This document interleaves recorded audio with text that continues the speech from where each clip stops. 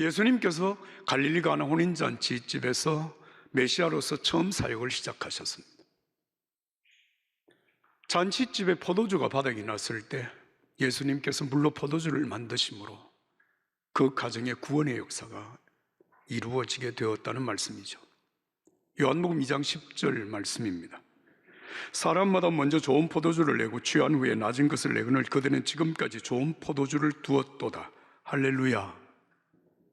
처음보다 고난 이후에 나중에 더 좋은 포도주를 내어놓는 이 잔치집의 말씀, 이것이 바로 여러분 오늘 구원받은 우리 믿음의 사람들이 삶 속에 이루어 가시는 하나님의 구원의 역사임을 말씀해 주신 것입니다.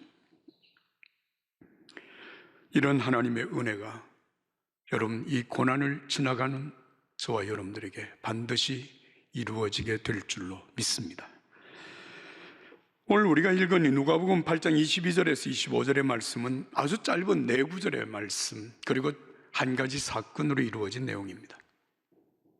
하루는 예수님께서 제자들과 함께 배를 타시고 이렇게 말씀하십니다. 호수 건너편으로 건너가자.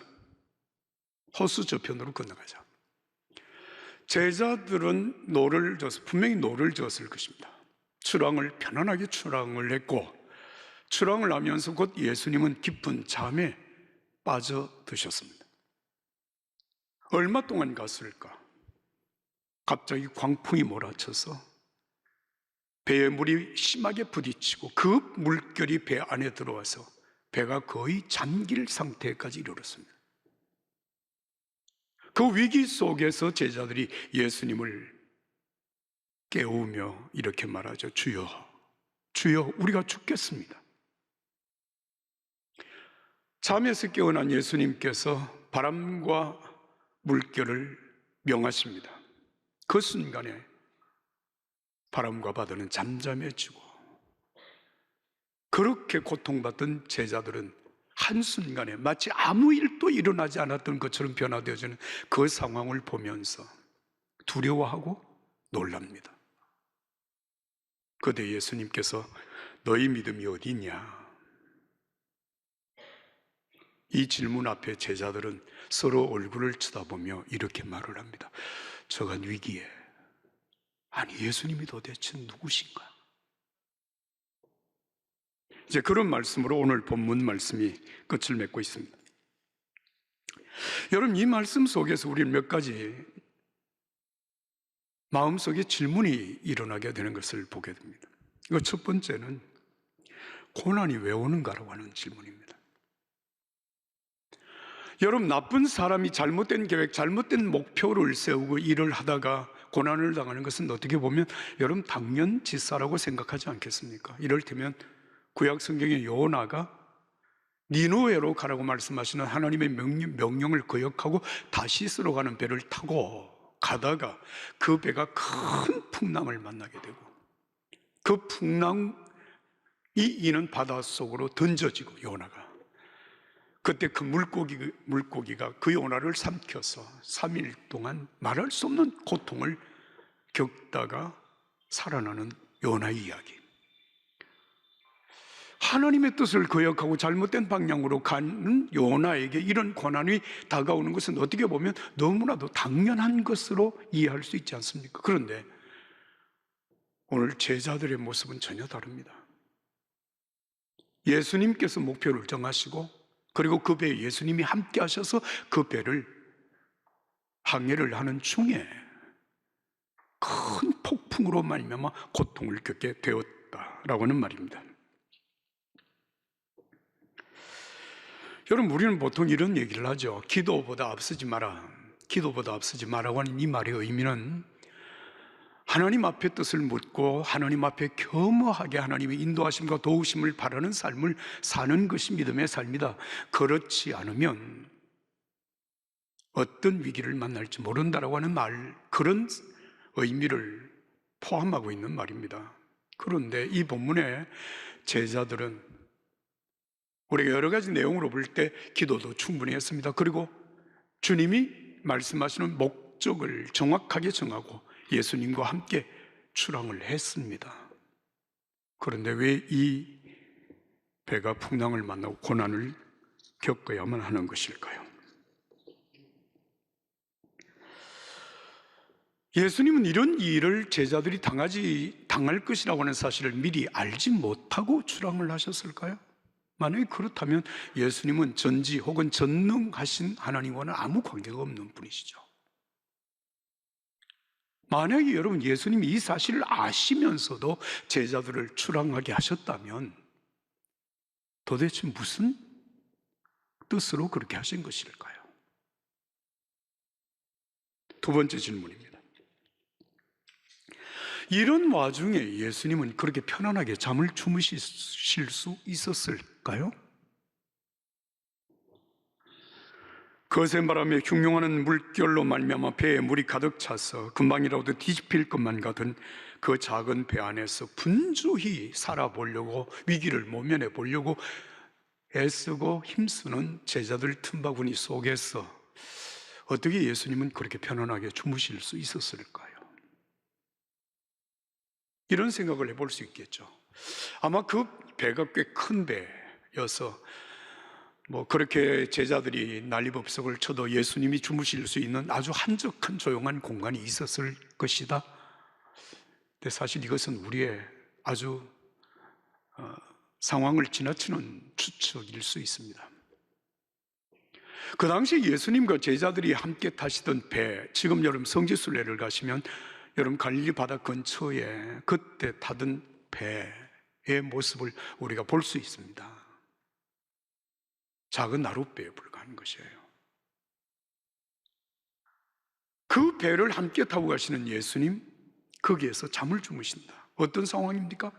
폭풍우가 몰아치고 배에 물이 들어와서 배가 잠기고, 배에 들어온 물을 퍼내느라고 제자들이 온갖 애를 다 써도 계속 넘쳐서 들어오는 물, 그래서 배가 중심을 잡지 못하고 금방 가라앉을 것만 같은 그 상황에서 여러분 예수님이 주무시고 계시다. 이해가 됩니까? 너무 피곤해서 그런 상황이 벌어지는데도 불구하고 그냥 잠에 빠져 있으셨을까요? 아니면 우리와 다른 하나님이시니까 그런 상황과 관계없이 잠을 주무실 수 있었을까요? 그렇지 않다면 제자들이 깨울 때까지 왜 예수님은 주무시는 척하고 계셨을까? 세 번째 질문이 있습니다. 그렇게 배를 삼킬 것 같이 흉흉하던 물결이 예수님이 깨어나서 말씀 한마디에 언제 바람이 불었냐, 언제 물결이 그렇게 요동쳤느냐는 듯이 잠잠해졌습니다. 제자들이 깜짝 놀란 거예요. 어떻게 이런 일이. 그래서 제자들이 서로 얼굴을 쳐다보면서 하는 말 25절에 있죠. 그간 위기에 바람과 물을 명함에 순종하는가? 도대체 예수님이 누구신가? 여러분 이런 질문, 예수님이 도대체 누구신가? 나에게 있어서 예수님은 정말 어떤 분이신가? 누구신가? 여러분 이런 질문을 던져본 적 없으신가요? 제가 1977년도에 목회를 처음 시작을 해서 군목으로 갈 때까지 2년 동안 시골에서 단임 목회를 했습니다. 그 1977년부터 79년까지 만 2년 동안 제가 그 시골교회 목회를 하면서 그때를 회상하며 제가 붙인 단어가 하나 있습니다. 목회의 허니문이라고 하는 단어입니다. 여러분 결혼해서 허니문 기간은 얼마나 꿀이 깨가 쏟아지잖아요. 저도 목회 2년 동안 그랬습니다.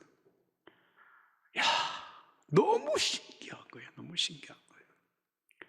제가 그때 나이가 26살이었는데 제가 목회를 합니까? 무슨 제가 목회자의 집안에서 자랐기 때문에 아버지가 목회하는 거 본 적 있습니까? 없습니다. 그런 적이 없습니다. 그런데 그 목회 현장에서 목회를 하는 동안에요, 여러분 예수님의 이름으로 신방에서 기도하면 희한한 일들이 일어나는 거예요. 결혼해서 몇 년 동안 아기를 갖지 못해서 제가 신방을 가면 아이고 전도사님 저를 위해서 기도해 주세요. 우리 집에 아기 좀 갖게 해주세요. 제가 어떻게 아기를 갖게 합니까? 그런데 기도하잖아요? 그 집에 아기를 낳아요. 여러분 제가 대단하게 느껴지지 않습니까? 날이 감으로써 이 가뭄이 계속되니까 우리 집에 펌프가 뒤에 있었는데 그 펌프에 물이 말라버렸어요. 아무리 물을 붓고 뭐 펌프질을 해도 물이 올라오지 않습니다. 그런 중에 그 펌프를 붙들고 하나님 앞에 예수님의 이름으로 기도했더니 물이 콸콸 쏟아져 나오는, 여러분 이해가 되세요? 제가 지금 무슨 동화를 얘기하고 있는 것 아닙니까? 그의 겨울에 아내가 안희숙 씨가 쓴 죽으면 죽으리다라고 하는 책을 읽고 있다가 그 책 속에서 안희숙 씨가 감옥에 갇혀서 있는 중에 막 사과가 묻고 싶다 뭐 이런 얘기를 하는 중에 갑자기 얼었지만 사과가 이렇게 쏟아져 들어오는 그런 내용을 읽다가 아내가 갑자기 사과가 먹고 싶다고, 사과 한 토를 사 먹을 수 있는 여건도 되지 않던 그때였는데 하나님 앞에 기도했어요. 하나님, 사과 먹고 싶어요. 정확하게 3일 후에 사과가 한 쌍좌가 들어왔습니다. 소포로. 여러분 너무 시시하다고 생각되지 않으세요? 그때 제가 목회를 하는 초년병으로서 제 마음속에 정말 예수님이 어떤 분이신가? 예수님의 이름으로 기도하는 이 기도 속에 이런 역사가 일어나는 것은 도대체 이게 어떻게 가능한 건가? 여러분, 제가 전능하신 하나님을 믿지 못해서 하는 얘기가 아닙니다. 예수님의 이름으로 기도하면 응답하신다고 하신 하나님의 말씀을 내가 믿지 못해서가 아니라 그렇게 기도하는 동안에 이루어지는 그 신비한 일들이 제 마음속에 그런 질문을 가능하게 한 거예요. 도대체 예수님은 어떻게 역사를 하시는 것일까? 예수님이 누구시기에 이게 가능해지느냐라고 하는 얘기입니다. 여러분, 지금은 제가 목회를 시작한 지 벌써 45년째가 되었으니 여러분 제가 그동안 얼마나 많은 경험이 축적이 되어졌고 제가 얼마나 많이 설교를 했겠어요. 수만 번 설교를 했으니 제가 성경책 어디 딱 펴기만 하면 그 성경 읽으면 제가 설교를 할 수 없겠어요? 여러분 할 수 있다고 생각하십니까? 에이, 목사님이 무슨 능력이 그렇게 있겠습니까? 근데 여러분, 성경은 우리들에게 처음 사랑, 처음 행위를 가지라고 그렇게 말씀을 하시는데 제가 이 사실을 제 자신의 경험을 생각하면서 처음 사랑과 처음 행위는 가지라고 해서 가져주는 게 아니라 내 자신의 삶에 정직하면 가질 수밖에 없겠구나 하는 생각을 하게 되었습니다. 45년 목회를 한 지금도 제가 하나님의 말씀을 여러분 읽고 설교를 준비할 때는 마치 45년 전의 저와 별로 다르지 않다는 사실을 깨닫습니다. 정말 간절하게 기도하며 성령의 인도하심을 구하고 주님의 도우심을 간구하고 그렇게 하지 않고서는 도저히 내가 이 일을 감당할 수 없다고 생각하는 내 자신의 모습은 아직도 어린아이와 같고 목회 초년병과 같다는 생각을 할 때가 한두 번이 아닙니다. 누가복음 18장 16절과 17절에서 예수님이 이렇게 말씀하십니다. 어린 아이들이 내게 오는 것을 용납하고 금하지 말라. 하나님의 나라가 이런 자의 것이니라. 누구든지 하나님 나라를 어린 아이와 같이 받아들이지 않는 자는 결단코 거기 들어가지 못하리라. 참 여러분 놀라운 말씀입니다. 어린 아이와 같은 그 믿음, 하나님 기뻐하신다는 거예요. 제가 이런 사실을 생각하다가 한 가지 사실이 제 마음속에 떠올랐습니다. 그게 뭐냐면 여러분 해마다 성탄절이 되어지면 성탄 전야에 교회 학교 학생들의 성탄절 축제 발표회가 있습니다. 영유아부, 유치부, 유년부, 초등부, 중등부, 고등부 그리고 청년 대학생들까지 이 강단에 올라와서 성탄절 전야 축제를 하거든요. 여러분, 거기에 영유아부터 시작해서 청년들까지 이렇게 쭉 발표하는 것을 보면 참 그 시기마다 달라지는 우리 학생들의 변화를 보게 됩니다. 그런데 가장 귀엽고 가장 사랑스러운 아이들이 누군지 아십니까? 영유아부입니다. 영유아부. 유치부 아이들만 해도 조금 많이 달라요. 그런데 영유아부 아이들은 자기 혼자 걸어 올라오지도 못해요.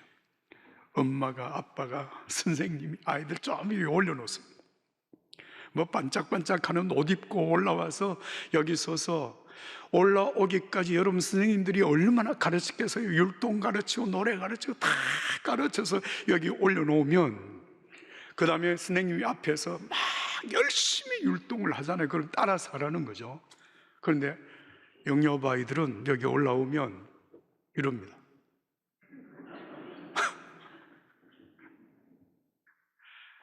물론 따라하는 아이들이 가끔 있는데요, 가끔 이렇게 따라하는 행동을 하는데 그 행동도 맞질 않아. 근데 놀라운 사실은 그 아이들을 여기 올려놓은 그 부모님이나 혹은 할머니, 할아버지나 선생님이나 또 그 광경을 지켜보는 우리 교우들이 한 사람도 아니 저렇게 못하는 것 왜 올렸어? 이런 생각을 하는 사람이 없어요. 그냥 올라와서 그냥 어떻게 서 있든 뭐 율동을 하든 안 하든 있다고는 자체가 귀여운 거야. 너무너무 사랑스러워.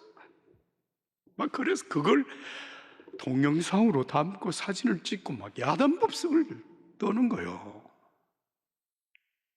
뭘 잘한다고? 저러는 거 없어. 그냥 존재 자체가 귀한 거예요. 제가 그걸 깨달았어요. 내가 여전히 하나님 앞에 부족하고 내가 정말 아무것도 아닌 존재와 같은 내 자신이지만 내가 그래도 믿음으로 하나님 앞에 서려고 하고 믿음으로 주의 일을 감당하려고 할 때 내 부족한 그 삶에 대하여서 하나님은 기특하게 보신다는 거예요.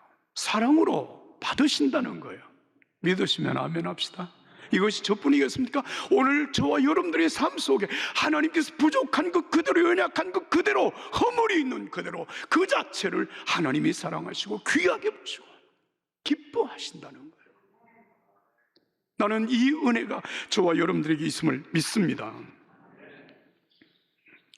그 사랑 때문에 지금 우리가 하나님 앞에 존재하는 것 아닙니까? 만약에 하나님께 네 믿음이 고작 그것밖에 안 되느냐, 만약에 그렇게 책망하신다면 우리가 어떻게 하나님 앞에 설 수 있겠습니까? 그래서 그 다음에 주님께서 하시는 말씀이 바로 그것입니다. 너희 믿음이 어디 있냐? 이렇게 질문하시거든요. 너희 믿음이 어디 있냐? 여러분 믿음이 어디 있습니까? 이 주님의 말씀을 들으면 예수님께서 제자들에게 믿음이 그렇게도 없냐? 왜 그렇게 못 믿냐? 내가 배 안에 함께 있는데 배가 침몰될 것 같아? 왜 그렇게 생각하냐? 내가 있지 않냐? 뭐가 두려우냐? 여러분 그렇게 제자들의 믿음의 없음을 책망하시거나 꾸짖는 주님의 말씀이 아니라고 하는 사실 여러분 아십니까?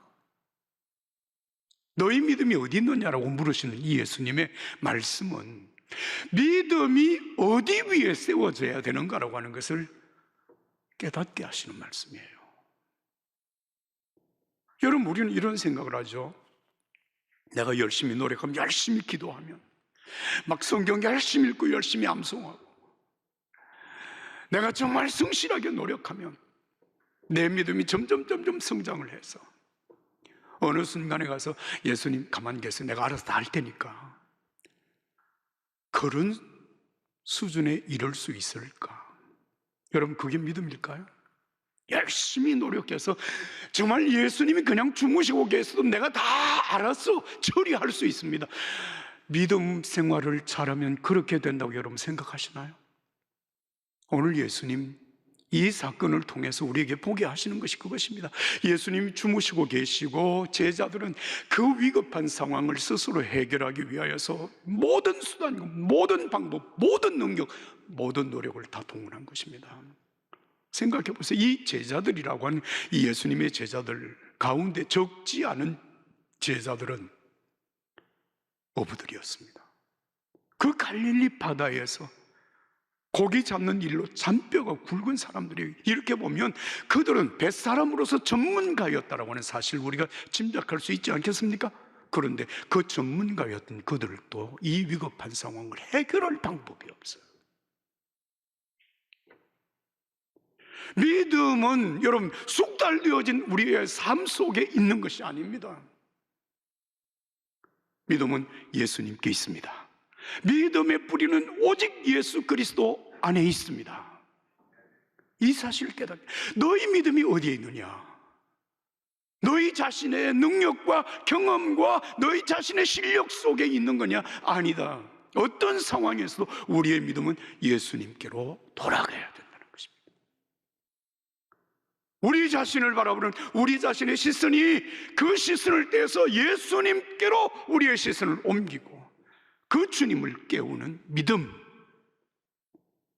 그것이 진정한 믿음임을 우리들에게 깨닫게 하시는 주님의 말씀입니다. 너희 믿음이 어디 있느냐?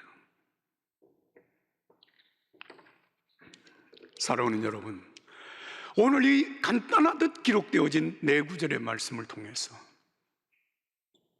예수님은 우리의 믿음이 어디 위에 서야 될 것인가를 깨닫게 하는 것입니다. 그 사실을 비로소 깨달은 제자들이 예수님을 깨웠습니다. 그리고 말합니다. 주님, 우리가 죽겠습니다. 우리가 어떻게 할 방법이 없습니다. 도와주십시오. 그때 예수님께서 말씀하십니다. 바람과 바다를 명령하여 잠잠하게 하십니다. 제자들이 깜짝 놀랐습니다.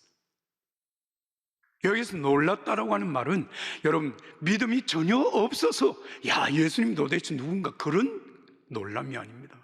역시 예수님이십니다. 제가 정말 예수님이 누구신가라고 하는, 예수님을 전혀 믿지 않기 때문에 했던 그런 질문이 아니었습니다. 와, 정말 예수님이 도대체 어떤 분이시기에. 사랑하는 여러분, 여러분들이 믿음으로 열심히 살아가는 동안 여러분 개인의 삶 속에, 여러분들의 가정생활 속에, 여러분들이 일하는 그 일터 속에서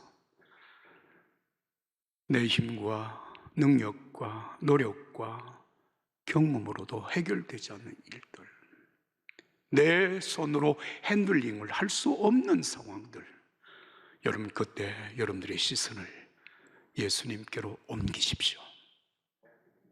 주무시듯 계시는 예수님을 흔들어 깨우십시오. 누가복음 11장 9절에 예수님께서는 이렇게 말씀을 하십니다. 비록 벗됨을 인하여는 일어나 주지 아니할지라도 그 간청함을 인하여 일어나 요구대로 주리라. 여러분 벗됨을 인하여라고 하는 말은 여러분 우리가 죄자라고 하는 이유 때문에, 예수 믿음으로 하나님의 자녀가 되어졌다고 하는 이유 때문에 시간이 지나면 자동적으로 문제가 해결되지 않을지라도 그 믿음으로 간청할 때, 부르짖어 기도할 때, 내 삶 속에 주무시는 듯 계시는 예수님을 흔들어 깨우는 기도 속에서 역사하시는 예수님을 보게 될 것이라고 하는 것입니다. 여러분의 삶 속에 예수님 정말 말씀하시고 그 말씀대로 이루어지는 하나님의 역사를 여러분들 경험하며 살게 되기를 예수님의 이름으로 축복합니다. 우리가 부흥회를 하고 사순절 새벽기도회를 진행하고 하는 이 모든 일들이 우리의 삶 속에 주무시듯 계시는 예수님을 흔들어 깨우는 기도의 기회입니다. 믿음의 기회입니다. 은혜의 기회입니다. 우리의 믿음이 한 단계 성장할 수 있는 기회입니다. 이 은혜가 저와 여러분들에게 있기를 예수님의 이름으로 축복합니다.